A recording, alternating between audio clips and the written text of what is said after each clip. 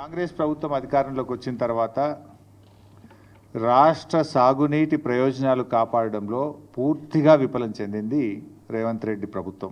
నాడు సమైక్య ఆంధ్రప్రదేశ్లో సీమాంధ్ర నాయకుల వల్ల తెలంగాణ ప్రాంతానికి తీవ్రమైన నష్టం జరిగింది.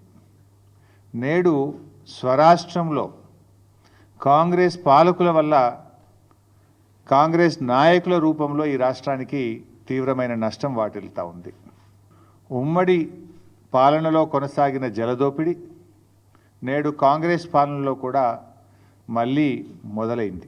ఆనాడు ఉమ్మడి రాష్ట్రంలో కూడా ఇదే తెలంగాణ కాంగ్రెస్ నాయకుల చేతగాంతనం వల్ల, ఇదే తెలంగాణ కాంగ్రెస్ పార్టీ నాయకుల యొక్క పదవుల కోసం పెదవులు మూసిన తీరు వల్ల ఆనాడు స్వరాష్ట్రంలో తీవ్రమైన నష్టం జరిగింది.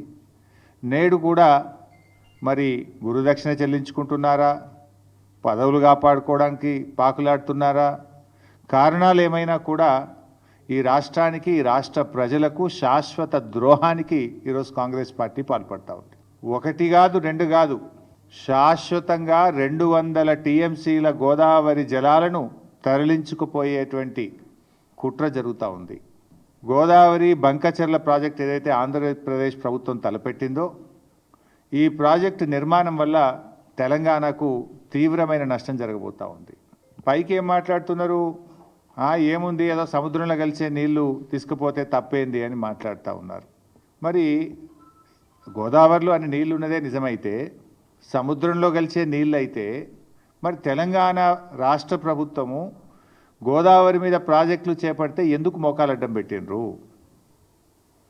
తెలంగాణ ప్రభుత్వం చేపట్టిన ప్రాజెక్టులను రద్దు చేయాలని, అనుమతులు ఇవ్వొద్దని ఆ రోజు కేంద్ర ప్రభుత్వానికి లేఖల మీద లేఖలు ఎందుకు రాసినరు? ఇదే చంద్రబాబు నాయుడు గారి ప్రభుత్వము ఆ రోజు కాళేశ్వరం ప్రాజెక్టుకు మనకు అన్ని అనుమతులు వచ్చినాయి. అన్ని ప్రాజెక్టుకు రావాల్సిన సిడబ్ల్యూసి నుంచి 9 డైరెక్టరేట్ల నుంచి తెచ్చాం, ఎన్విరాన్మెంట్ క్లియరెన్స్ తెచ్చాం, లాస్ట్కు టీఏసీ ద ఫైనల్ క్లియరెన్స్ కూడా ఆ రోజు మేము తెచ్చుకున్నాం. తెలుగుదేశం ప్రభుత్వం ఆనాడు 2018లో అధికారంలో ఉన్నప్పుడు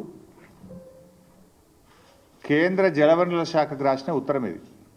ఇందులో చాలా స్పష్టంగా ఏం రాస్తారంటే, Kaleshwaram project unilaterally without approval from FRMB, apex council or CWC against the provisions under section 84(3), 85(d) of AP Reorganization Act 2014. As per 11th schedule at para 7 of AP Reorganization Act 2014, no new projects based on water resources arrived at based on appropriate dependability criteria on Godavari or Krishna rivers can be taken up by the state of Telangana or state of Andhra Pradesh without obtaining sanction from Apex Council. ఇది మీరు రాసిందే. అయితే ఆ రోజు కేంద్ర ప్రభుత్వం కాళేశ్వరం కొత్త project కాదు, Pranahita Chevella కొనసాగింపే Kaleshwaram project అని చెప్పి ఆ రోజు కాళేశ్వరానికి కేంద్ర ప్రభుత్వం అన్ని అనుమతులు కూడా ఇచ్చింది. ఇట్లా చాలా ఉత్తరాలు రాశారు. మన భక్త రామదాస్ లిఫ్ట్ ఇరిగేషన్ కట్టాం గోదావరి మీద. భక్త రామదాస్ అనేది కూడా ఆల్రెడీ ఉన్న ఆయకట్టే, అది ఎస్ఆర్ఎస్పిలో భాగంగా ఉన్న ఆయకట్టుకు టేలెండ్కు నీళ్లు రావడం లేదని మనము చిన్న లిఫ్ట్ పెట్టి పాలేరు నియోజకవర్గానికి నీళ్ళు ఇచ్చాం.